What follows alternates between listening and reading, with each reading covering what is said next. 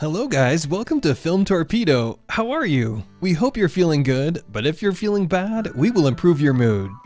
Remember about subscribing to our channel, like this video, and comment of course. We'd be even happier if you had notifications enabled. It will help you not to miss any of our videos.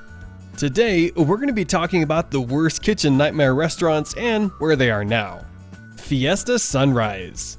Rife with rotten food at every corner, things took a really gross turn at this West Nyack, New York restaurant when Ramsey caught a server taking chips that were leftovers on a guest plate and placing them back into a drawer to be reserved to someone else. Along with slimy, rotten, smelly fish and bad meat soaking in its own blood, the restaurant also had chicken so rancid that Ramsey actually gagged when seeing and smelling it.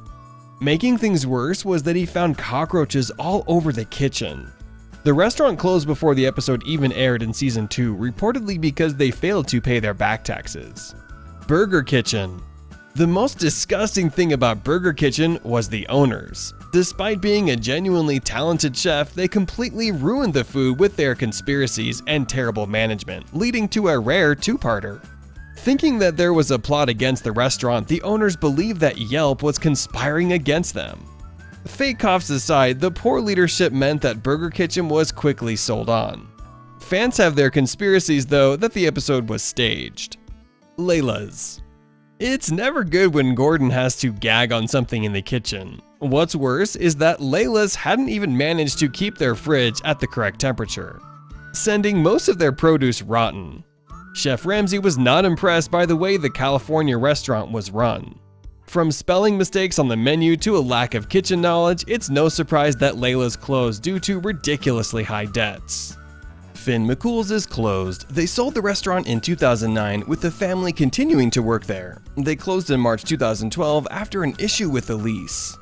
Maybe they shouldn't have sold it at all, but everybody makes mistakes. After all, how should they have known that the next owners weren't going to be good? They just couldn't have guessed that. Oceana.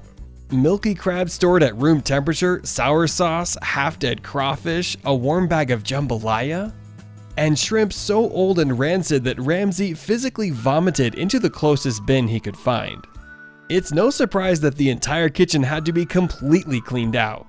Making things even worse was the mice trap with 3 dead mice in it. The restaurant group filed suit against the show, complaining that some of these instances were completely contrived. As the final episode in 2011 season 4, this New Orleans, Louisiana restaurant is one of the few that still remains open. The restaurant has a Facebook page, but it's unclear if they still have the same owners. In any case, it has 4.6 out of 5 stars rating, so they seem to have turned themselves around. Dylan's. When Ramsey visited this New York City restaurant, he encountered flypapers completely covered with dead flies, a pot of some kind of mystery sauce with mold growing in it, burgers that were moldy, green chicken, and old potatoes. Oh, and did we mention that all of these foods were served to him? Appearing in the first season of the series way back in 2007, Dylan's was renamed Purnima but ended up closing in 2009.